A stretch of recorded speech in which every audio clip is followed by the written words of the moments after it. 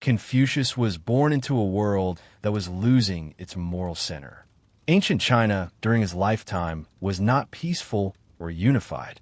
It was fractured, unstable, and tense. The authority of the Zhou dynasty had weakened. Regional rulers fought for influence.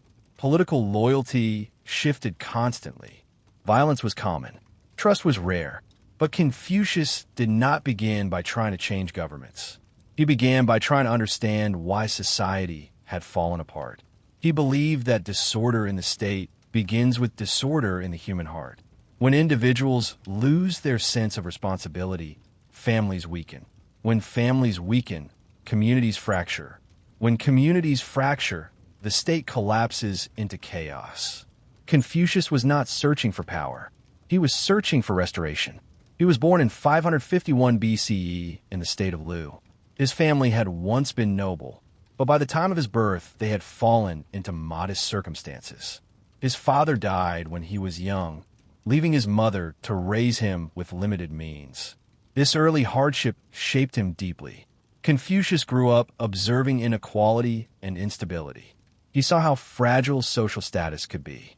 He learned early that honor and position do not guarantee security. From a young age, he showed a strong interest in learning. He studied ancient rituals, poetry, music, and history. Unlike many teachers of his time, Confucius did not restrict knowledge to the elite. He believed that education should be available to anyone willing to work hard. This belief was revolutionary. In a society structured by strict hierarchy, Confucius opened his school to students from different backgrounds. He charged a small fee, but often accepted students who could not fully pay. For Confucius, learning was not about accumulating information. It was about becoming a better human being. He believed that the key to restoring society was cultivating virtue. Virtue, in his view, was not abstract. It was practical and relational. It expressed itself in daily conduct. The central virtue in Confucius thought is Ren. Ren is often translated as humaneness or benevolence, but it carries deeper meaning. It refers to the quality of being fully human in relation to others. Ren is empathy. Ren is kindness. Ren is the willingness to consider another person's perspective before acting. Confucius believed that without Ren, society becomes mechanical and cold. But Ren alone was not enough. He paired it with Li. Li refers to ritual, propriety, and appropriate behavior. It includes formal ceremonies, but also everyday manners. The way one greets a parent, the way one speaks to a teacher, the way one behaves at a meal. To modern ears, ritual may sound superficial, but for Confucius, rituals shape character. He believed that disciplined behavior trains the heart. When people practice respect externally, they gradually cultivate respect internally. Li provides structure. Ren provides spirit. Together, they create harmony. Confucius observed that when rulers abandoned ritual and virtue, they ruled through fear. Fear may produce obedience, but it does not produce loyalty. A ruler who governs through punishment creates resentment. A ruler who governs through virtue inspires imitation. Confucius believed that leadership begins with moral example. If a ruler is honest, ministers will strive to be honest. If a father is respectful, children will learn respect. If a teacher is sincere, students will value sincerity. He describes society as a web of relationships.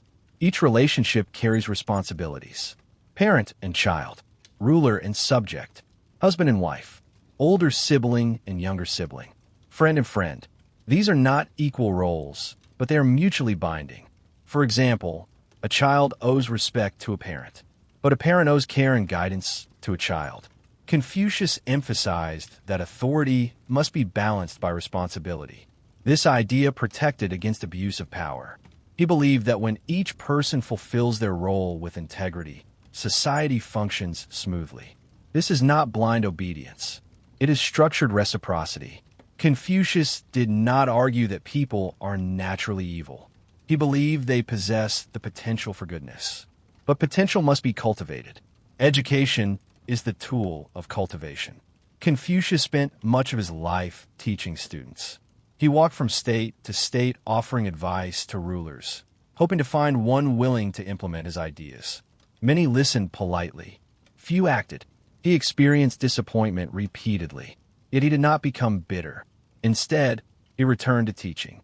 He saw teaching as planting seeds that might grow later.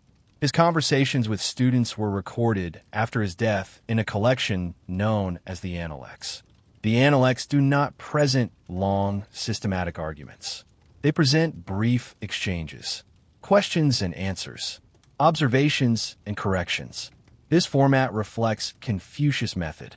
He did not lecture endlessly. He guided. If a student asked about virtue, he did not provide abstract definitions. He gave practical examples. How do you treat your parents? How do you speak to a friend? How do you behave when alone? Virtue begins in small actions. Confucius valued sincerity deeply. He warned against empty performance of rituals without inner commitment. Ritual without sincerity becomes hollow. He also emphasized self-reflection. Before criticizing others, examine yourself. Before demanding loyalty, ask whether you have been loyal. This inward discipline creates moral stability. Confucius' life was not one of political triumph. He never secured the powerful position he hoped for. He faced rejection and exile. He endured periods of poverty, but he remained committed to his vision. He believed that restoring ancient wisdom was not nostalgia. It was renewal. He studied early Zhou traditions because he believed they embodied moral clarity. He saw history as a teacher. When leaders forget history, they repeat mistakes. Confucius respected the past, but he did not worship it blindly. He interpreted it, refined it, and adapted it to his time. As he aged, his influence slowly grew. Students carried his teachings forward. After his death in 479 BCE, his ideas spread gradually across China. Centuries later, Confucianism became foundational to Chinese political and educational systems. But during his lifetime, he remained a wandering teacher. What made Confucius endure was not political power. It was moral clarity. He believed that harmony does not come from eliminating difference. It comes from regulating conduct with virtue. Music was important to him for this reason. He saw music as a symbol of balanced harmony, each instrument distinct, yet coordinated. Society, he believed, should resemble music, not uniform, not chaotic, but harmonized. Confucius' vision was not dramatic revolution. It was steady cultivation. Improve yourself. Fulfill your role. Respect relationships. Lead by example. From these small disciplines, large stability emerges. As Confucius matured in his thinking, one concept began to define his entire moral vision. That concept was filial piety. Filial piety refers to the respect and devotion children owe to their parents. But for Confucius, it was far more than obedience. He believed the family is the training ground of society. If a person cannot respect their parents, they will not respect authority. If they cannot care for siblings, they will not care for citizens. If they cannot be loyal at home, they will not be loyal in public life. Filial piety begins with simple actions: listening attentively, speaking gently, providing care in old age, but extends deeper. It includes honoring parents through one's own behavior. A child who acts dishonorably brings shame not only to themselves but to the family. Confucius saw the family as the first moral school. Within it, individuals learn empathy, patience, responsibility, and restraint. He believed that moral emotion develops through relationships. A person who has experienced love and guidance within a family is more capable of extending that care outward into society. This is how Ren grows. Ren is not an abstract principle floating in isolation. It is cultivated through lived experience. From filial piety, Confucius expanded toward the idea of the junzi. The junzi is often translated as the gentleman, but this does not mean aristocrat. It refers to a person of cultivated character. Originally, the term referred to noble birth. Confucius transformed it into a moral ideal.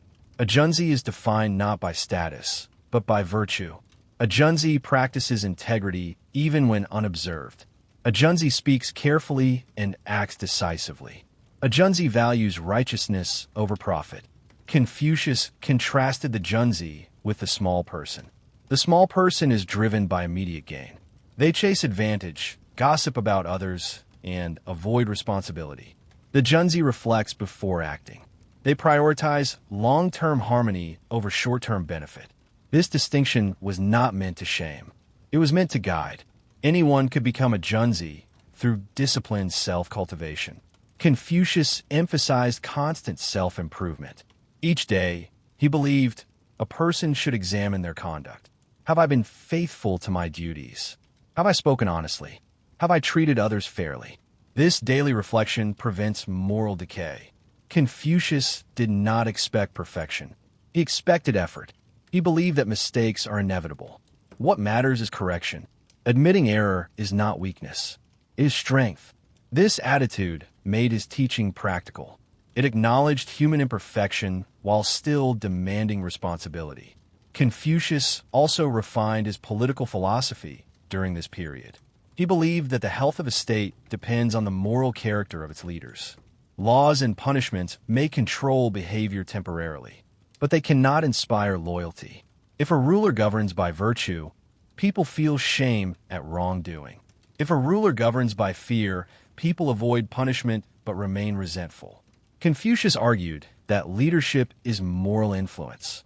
A ruler must embody Run and Li. Only then will the people trust them. He also introduced the concept of the rectification of names. This idea may sound abstract, but it is deeply practical. Confucius believed that social disorder begins when words lose meaning. If a ruler behaves unjustly, yet still calls themselves righteous, language becomes corrupted. If a father neglects responsibility, yet demands respect, roles collapse. Rectification of names means ensuring that titles match behavior. If someone is called a ruler, they must act like one. If someone is called a father, they must fulfill fatherly duties. Clarity in language supports clarity in conduct. Confucius believed confusion in words leads to confusion in action. He saw political reform as beginning with moral reform. During his travels, Confucius sought employment in various courts. He offered advice on governance, ritual reform, and ethical leadership. Some rulers admired his wisdom, but hesitated to implement his ideas. His emphasis on virtue required personal discipline from those in power. Many preferred easier methods of control.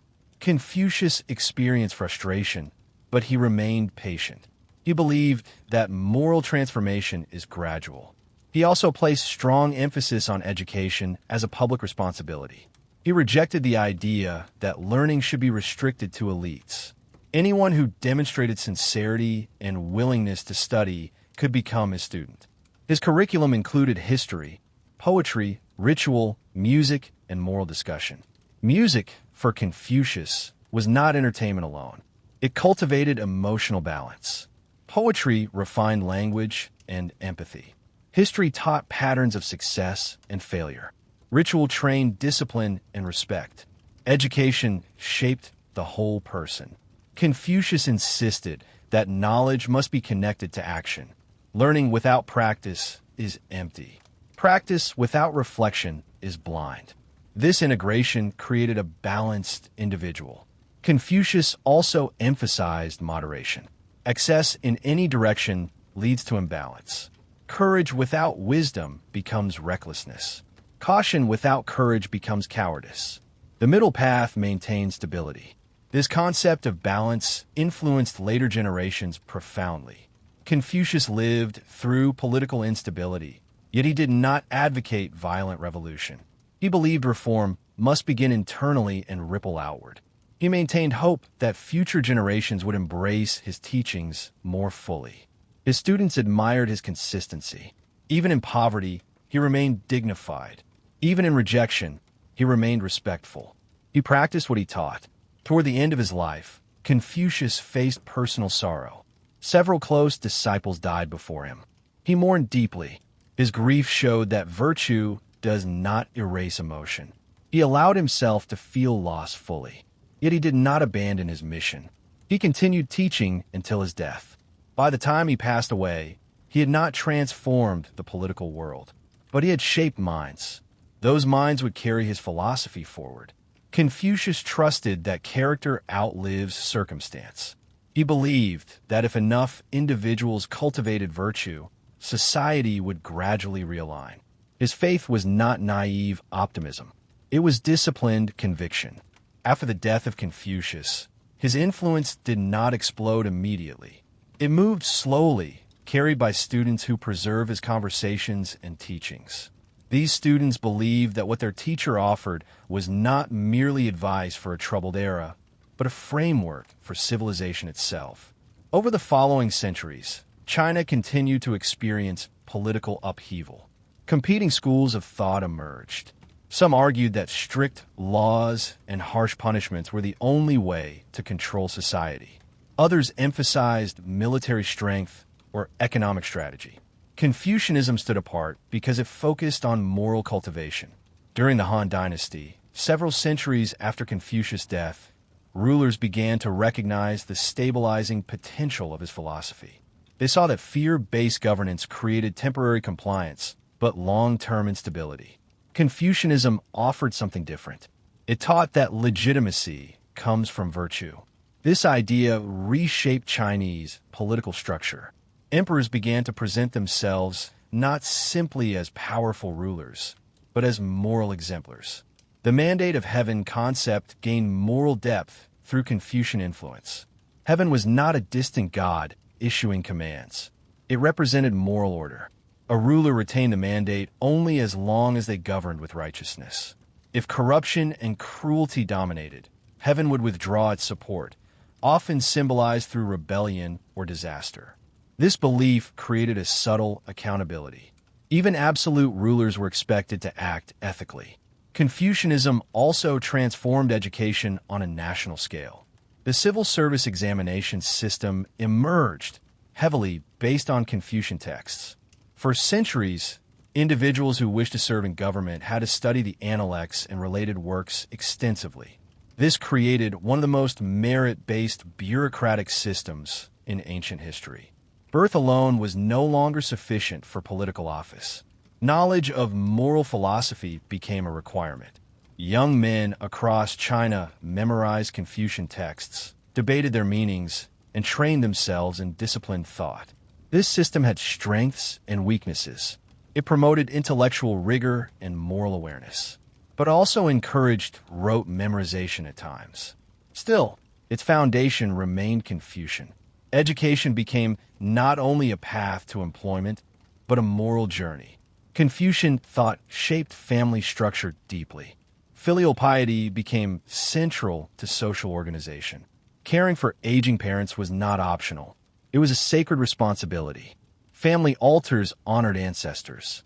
Ritual remembrance reinforced continuity between generations. Confucius believed that respecting the past strengthens identity in the present.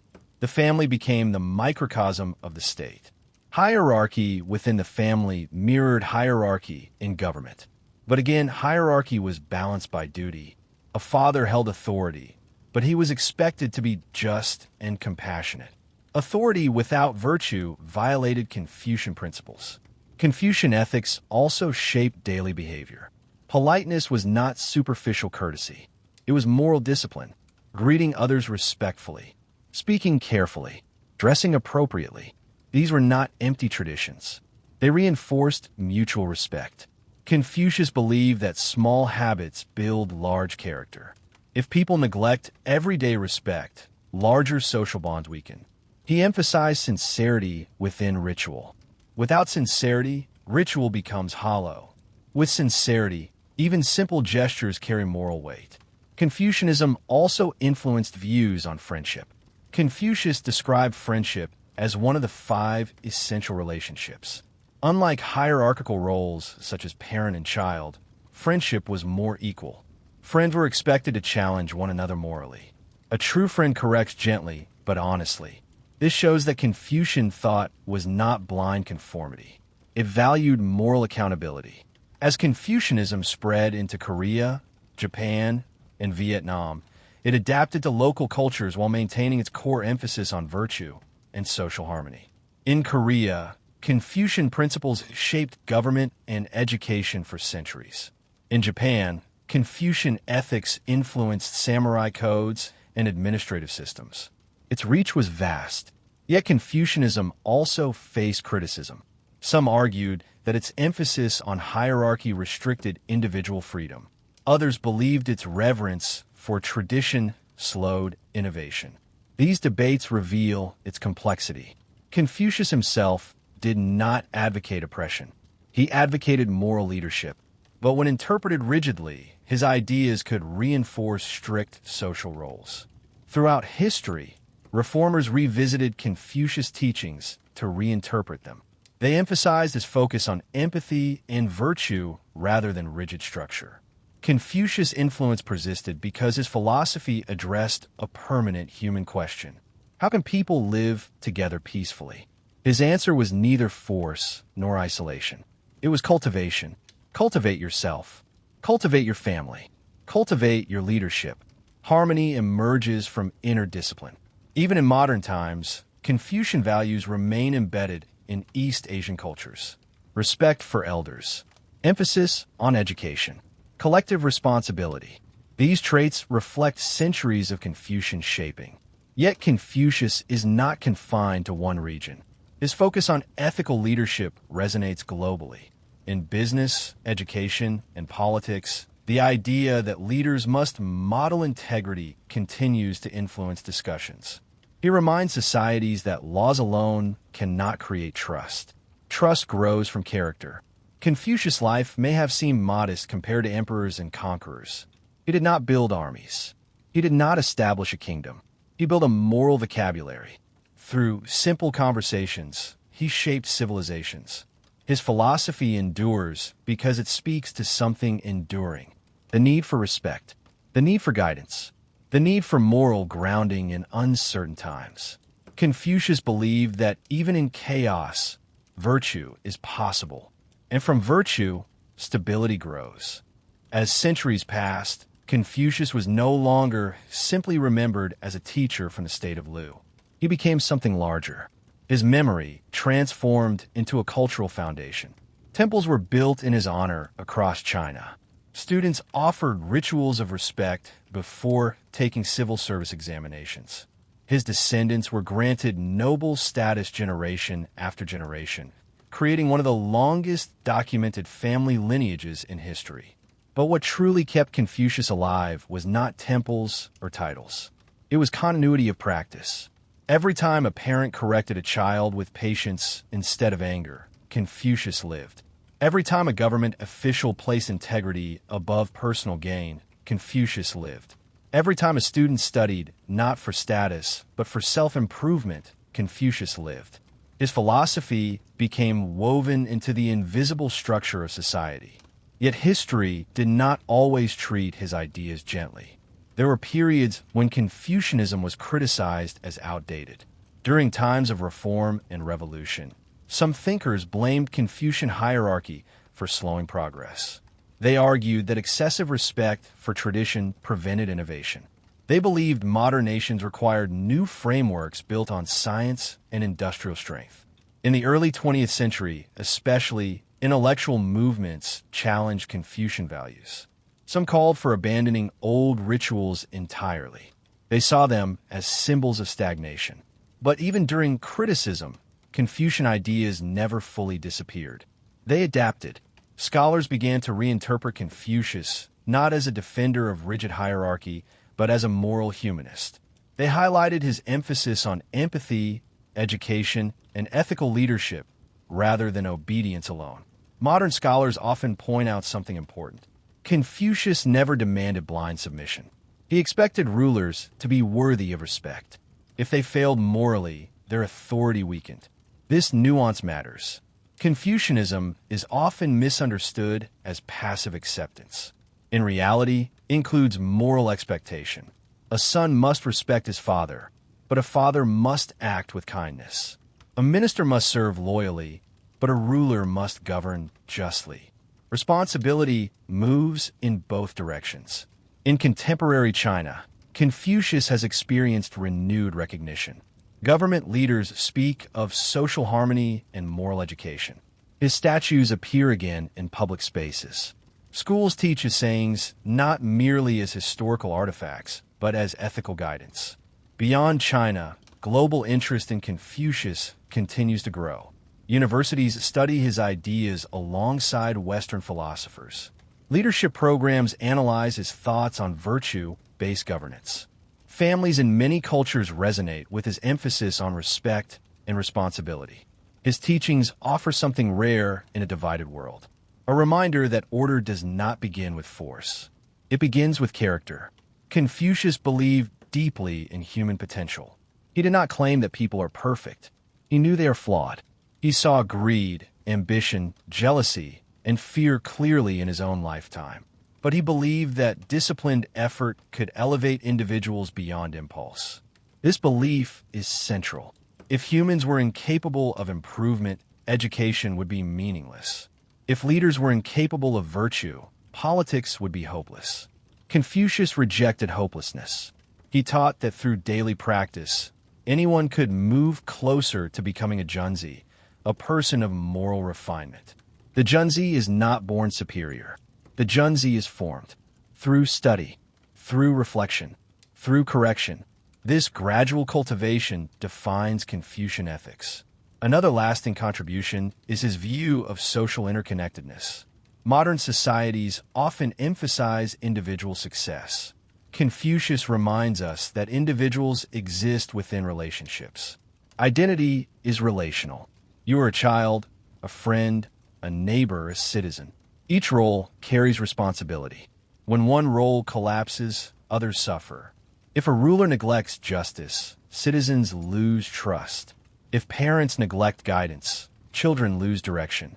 If friends neglect honesty, trust dissolves. Confucius saw society as an organic network.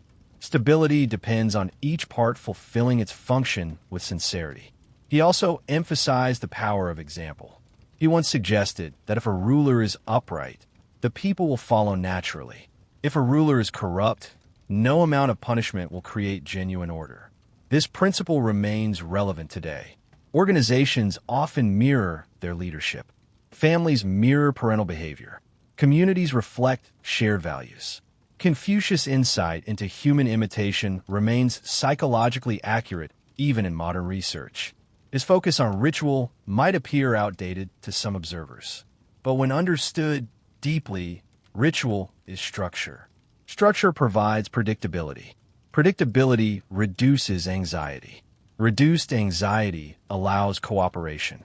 In this way, his philosophy connects emotional stability with social order. Confucius lived during chaos, but he refused to respond with chaos. He responded with discipline. He did not chase power through force. He pursued influence through teaching. That choice changed history. Today, when people study ancient philosophy, they often seek dramatic figures who rebelled or conquered. Confucius represents something quieter, yet equally transformative. He believes civilization rests not on conquest, but on cultivation. He believed greatness is measured not by domination, but by integrity. He believed harmony is achieved not by silencing differences, but by aligning behavior with moral principles. As the centuries continue, technology advances, economies expand, and political systems evolve. Yet the core human challenges remain. How should we treat our parents? How should leaders treat citizens? How should friends treat one another? How should individuals discipline themselves? Confucius addressed these questions not with abstract metaphysics, but with practical guidance rooted in daily life. He asked people to begin where they stand. Correct yourself before correcting others. Model what you expect. Respect what came before you, while striving to improve what will come after. His life may have seemed modest at the time of his death. He did not witness the full impact of his teachings. But influence does not always reveal itself immediately. Sometimes influence grows like roots beneath the surface. Invisible, patient, enduring. Confucius' roots spread through centuries of governance, education, family life, and cultural identity. He left behind no armies. He left behind no empire built with stone. He left behind a moral architecture, and that architecture still supports millions of lives. Confucius teaches that true strength lies not in control, but in character. Not in dominance, but in discipline. Not in fear, but in respect. His philosophy survives because it speaks to the quiet effort required to build stable societies. And perhaps that is his greatest legacy. In times of disorder, he did not promise miracles. He offered method. Cultivate yourself. Serve with integrity. Respect relationships. Led through virtue. Simple principles. Endless application. Confucius' journey from a wandering teacher in a fragmented state to one of the most influential thinkers in history demonstrates something powerful. Ideas grounded in human dignity outlive political turmoil. Empires rise and fall. Dynasties collapse. Borders shift. But the need for moral guidance remains. And in that enduring need, Confucius continues to speak.